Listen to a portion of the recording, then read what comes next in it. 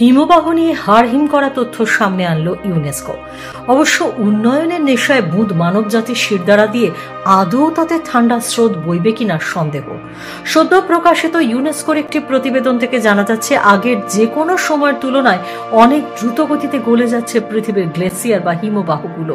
শেষ 3 বছর পৃথিবী জুড়ে হিমবাহগুলো যে রেকর্ড গতিতে গলেছে তা দেখে রীতিমতো প্রমাদ গুনছেন বিজ্ঞানীরা।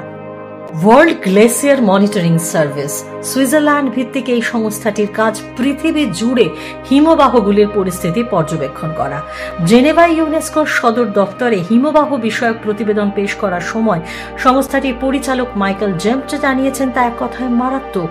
1975 থেকে এই পর্যন্ত বিশ্বের হিমবাহগুলি থেকে মোট বরফ গলার পরিমাণ 9000 গিগাটন। যত বরফ গলেছে তা একত্রিত করলে জার্মানির আয়তনের সমান 25 মিটার পুরু একটি হিমখণ্ড তৈরি করা যাবে। শুধু 2024 সালে হিমবাহগুলি থেকে 450 গিগাটন বরফ গলেছে। পৃথিবীর মোট মিষ্টি জলের প্রায় 70% হিমবাহগুলিতে সঞ্চিত আছে। বিজ্ঞানীদের আশঙ্কা 2050 সালের মধ্যে পৃথিবীর অধিকাংশ হিমবাহের 3 ভাগের 1 ভাগ বরফ গলে যাবে। গোটা পৃথিবী জুড়ে যে হারে হিমবাহগুলি গলছে তাতে 100 বছর পর নদীতে স্নান তো দূরের কথা, ঘটি ডোবানোর মতো জলও পাওয়া যাবে বলে মনে হয় না।